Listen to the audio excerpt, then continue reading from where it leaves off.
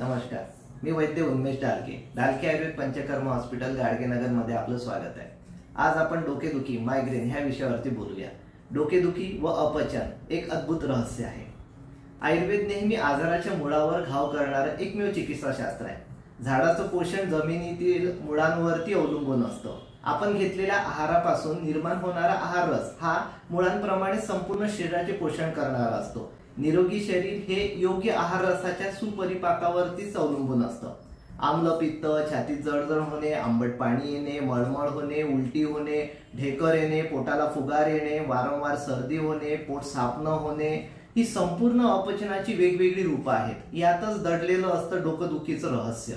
तसंच बरेचदा तिखट खाणे, उष्ण पदार्थाचे अतिसेवन करणे यासारख्या कारणांनी सुद्धा आपलं आम्लपित्त वाढतं आणि डोक्यामध्ये सुई टोचल्याप्रमाणे वेदना आपल्याला जाणून येतात। बरेच लोकांना चक्कर येतात, डोक्यात म्हणजे असं भ्रम आल्यासारखं जाणवतो, डोक्याला अति घाम येणे आणि काही लोकांना रात्री हा त्रास कमी होत असतो।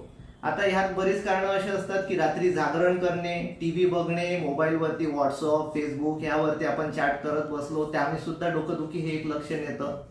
काही लोकांमध्ये उपाशापोटी सुद्धा डोकेदुखी वाटायला लागते। आता काही लोकांना जसं जसं सूर्य उगवतो म्हणजे ऊन वाढत जाते तेव्हा डोकेदुखी वाढते। अगदी डोकेदुखी तुमच्या वेगवेगळ्या सिम्पटम नुसार लक्षात येतात। म्हणजे काही लोकांना कुठल्या पित्त वाढल्यामुळे होतं, तर काही लोकांना जास्त स्ट्रेस आला तर, म्हणजे काही लोकांना मानसिक उद्विग्नता, जसं कोणाला खूप सारा राग येणे, शोक येणं म्हणजे मनस्ताप होणं, बरेचदा अश्रू अनावरण होणं, खूप रडणं, ह्या गोष्टींमुळे सुद्धा डोकेदुखी येते।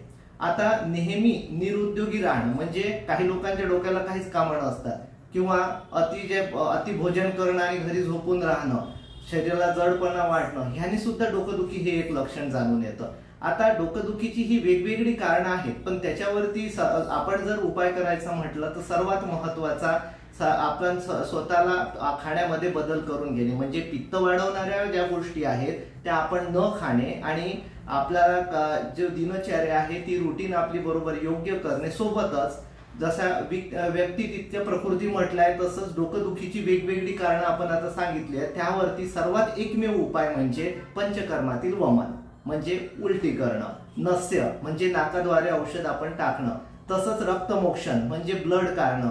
ह्या गोष्टी केल्याने डोकेदुखी आपली पूर्णतः समूळ नष्ट होऊ शकते। धन्यवाद।